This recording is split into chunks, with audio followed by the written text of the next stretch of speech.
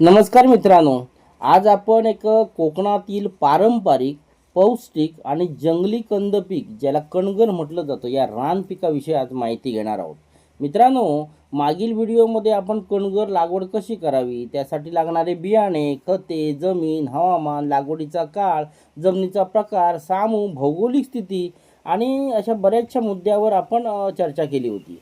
आणि कणगण म्हणजे काय आणि कणगर पीक खाण्याचे फायदे काय, त्याचे औषधी गुणधर्म काय, मार्केटमधील त्याची किंमत किती आहे, विक्री व्यवस्था कशी आहे, त्याचा लागवड हंगाम, या सर्व मुद्द्यावर महत्त्वाचे जे मुद्दे आहेत त्याच्यावर आपण चर्चा केली होती मागील व्हिडिओमध्ये. आणि तो व्हिडिओ तुम्ही बघितला असेलच.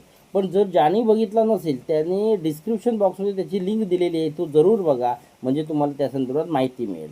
आज आपण या व्हिडिओमध्ये काढणी कशी करावी आणि कधी करावी याविषयी आपण माहिती घेणार आहोत. मित्रांनो, कणगर हे मधुमेह नियंत्रणासाठी एक फायदेशीर असं कंद भाजी आहे. ती उकडून खाऊ शकतो आपण, भाजून खाऊ शकतो, तळून खातात, बटाट्याप्रमाणे त्याची जी भाजी करूनही आपण उपवासासाठी खाऊ शकतो. आणि सगळ्यात महत्त्वाची गोष्ट म्हणजे उकडून खाल्ले जर तर आपल्याला त्याच्यापासून की नाही पिस्ट बनवू शकतो, म्हणजे पीठ बनवू शकतो, लाडू बनवू शकतो. असे हे बहुगुण जे आयुर्वेदिक जंगली पीक जे कंद पीक आहे, आणि हे जे पीक आहे त्या पिकासाठी लागवडीसाठी कोकणातलं हवामान नुसतं नाही तर महाराष्ट्रातल्या सगळ्या हवामानामध्ये हे पीक तुम्ही करू शकता किंवा बनवू शकता. शेतकरी स्थानिक जातींची लागवड करतात, पण कोकण कृषी विद्यापीठ दापोलीने जर संशोधन करून तयार केलेली कोकण कांचन ही जर जात तुम्ही लागवड केली तर उत्पन्न जास्त मिळतं आणि अधिक उत्पन्न मिळत असल्यामुळे शेतकऱ्यांना फायदा होतो. 90 बाय 30 सेंटीमीटर अंतराने लागवड जर केल्यास गुंठ्याला जवळजवळ 150 ते 170 पर्यंत ते कंद लागतात. पाण्याचा निचरा होणारी, त्याचप्रमाणे थोडीशी वाळूमय आणि अशी जर जमीन असेल तर ती उत्तम. फक्त एकच कचरा आणि चिकण माती नको.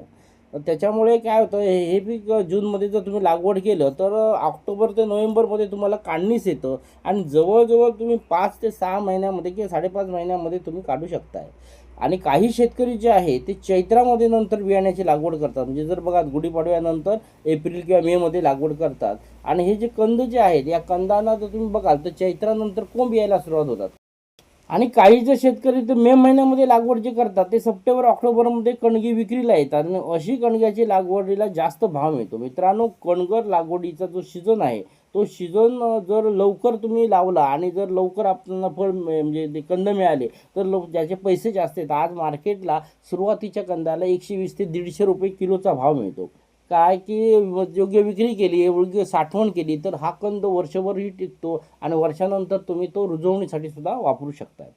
जर मित्रांनो तुम्हाला असे कंद पाहिजे असेल तर डिस्क्रिप्शन बॉक्समध्ये मी काही नंबरही तुम्हाला देईन, त्याच्यातून वापर करा किंवा आमच्या कृषी सेवा केंद्राशी संपर्क करा, म्हणजे तुम्हाला कंदाचं बियाणं सुद्धा मिळू शकतं. मित्रांनो, कणगर लागवडीचा सीझन हा जवळ येतो. जूनमध्ये आपण लागवड करतो, म्हणजे साधारण जमीन भिजून 1 ते 1.5 फूट भिजली की आपण लागवड करायला सुरुवात करतो. आणि ज्यांना ही लागवड करायची असेल त्यांनी व्हिडिओ नक्की बघा, त्यांना फायद्याचा ठरेल. किंवा तुम्ही काय करा की व्हिडिओ आवडल्यास तुम्ही लाईक, कमेंट, शेअर तर जरूर करा, सबस्क्राईब पण करा. आणि जरूर आपण ज्या शेतकरी अशा स्वरूपात लागवड करू इच्छितात त्यांनाही तुम्ही जरूर पाठवा, म्हणजे तो त्यांना फायदा होईल.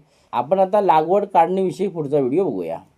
नमस्कार मित्रांनो, मी प्राध्यापक विनायक ठाकूर कृषी तंत्र निकेतन देवगड या यूट्यूब चॅनलमध्ये तुमचं सगळ्यांचं मनापासून स्वागत. मित्रांनो, कणगी हे कोकणात पारंपरिक पीक आहे आणि कणगर हे कंदवर्गीय पीक आहे. आणि ह्या कंदवर्गीय पिकाचं इतके पौष्टिक गुणधर्म आहेत आज जगात माहिती आहेत. यूट्यूबच्या माध्यमातून किंवा सोशल मीडियाच्या माध्यमातून तुम्ही बघत असाल तर कणगीवर बऱ्याच जणांचे भाष्य केलेले आहेत, बऱ्याच जणांनी व्हिडिओ बनवले आहेत. आज आपण हे कणगर कसं बनवलं जातं, कशा पद्धतीने काढलं जातं आणि कशा पद्धतीने विक्री केली जाते आणि ते आपण संपूर्ण बघूया. आपल्याकडे शेतकरी काका आहेत, बऱ्याच मंडळी आपल्याकडे कणगर काढतायत आणि सध्या हा सीझन आहे बरोबर नोव्हेंबर, हा म्हणजे साधारण ऑक्टोबर 15 नंतर डिसेंबरपर्यंत, जोपर्यंत कणग्याचं समजा आपण मार्च किंवा एप्रिल किंवा मे पर्यंत लागवड केली तर त्यांची उत्पादन क्षमतेची 7 महिन्यानंतर जवळजवळ ऑक्टोबर नंतर कणग्या काढतो. आणि आपल्याकडे मित्र आहेत आपले कणगर हे तळपदार आणि तरुण.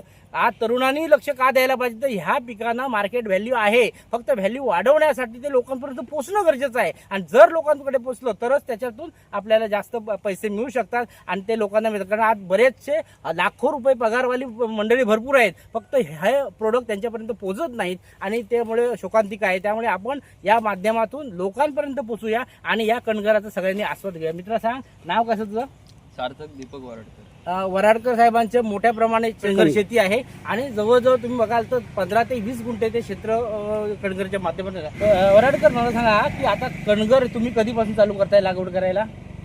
मे एप्रिल पासून. मे एप्रिल पासून चालू करता आणि साधारण तयार कधी होतो? ऑक्टोबर पर्यंत तयार होतो. साधारण पानं पिवळसर होत झाले की हो. तुम्ही काढायला होता. हो. आता मला सांगा सध्या साधारण कणगरचा भाव कितीपासून कितीपर्यंत चालतो? सध्या तर 100-120 100-120 रुपये किलो चालतं. हो. आणि जर समजा 100-120 किलोच्या माध्यमातून तुम्ही जे विकता त्याला मार्केट आहे का? हो. मागणी आहे? हो. हा. बरं, दुसरी गोष्ट, आता तुम्ही हे जे पीक करताय ते समजा तुम्ही स्थानिक जात वापरताय, हो. लोकांच्या हेल्थसाठी उत्तम आहे. हो. तुम्ही सेंद्रिय मध्ये करताय की रासायनिक मध्ये करताय? सेंद्रिय. सेंद्रिय मध्ये करताय. आज सेंद्रिय काळाची पण गरज आहे. लोकांनी सेंद्रिय खायला पाहिजे आणि तुमच्यासारख्या शेतकऱ्यांनी ह्या मातीत पिकलेलं जसं सोनं जर मिळालं तर आणखी उत्तम. मित्रांनो, कणगर हे वेलवर्गीय कंद पीक आहे. लागवड केल्यानंतर वेल वाढू लागतात आणि साधारणतः 6 ते 7 फूट उंचीचे तुम्हाला जंगली खुंट वापरून त्याला आधार द्यावा लागतो आणि त्या खुंटावर मग तुम्ही वेल चढू शकता. शक्यतो या कणगर पीक हे जंगली असल्यामुळे रोग येत नाही, त्याला किडी येत नाहीत आणि वेल वाढल्यानंतर मुळाजवळ फक्त आपल्याला 1 किंवा 2 वेळा भर द्यावी लागते. पावसाळ्यात असल्यामुळे बाकी कुठला काही विषय येत नाही. या झाडाला भर दिल्यामुळे काय होतं की भर दिल्यामुळे चांगले कंद पोचतात आणि मोठे होतात.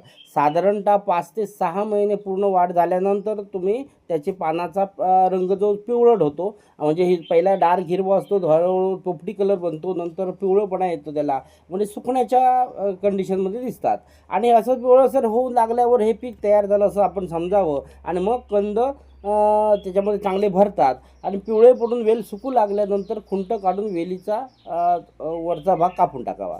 म्हणजे साधारण तुम्ही जर अभ्यास कराल तर जमिनीपासून 1 ते 1.5 फीट ठेवून त्या वेलाचा भाग काय आपल्याला समजायला पाहिजे की इथं कणगे आहेत त्या किंवा त्याचे कंद इथून मिळणार, मग तेवढा ठेवून बाकीचं कापून तुम्ही ते शेत साफ करायचं आणि साफ केल्यानंतर मग कुदळीच्या सहाय्याने खोदून मग त्या कणग्या आपण गोळा करून आणि अशा गोळ्या केलेल्या ज्या कणग्या आहेत त्या मग पिशवीत भरायच्या, स्वच्छ धुवायच्या आणि नंतर सावलीमध्ये वाळवून नंतर मग तुम्ही विक्री करू शकता.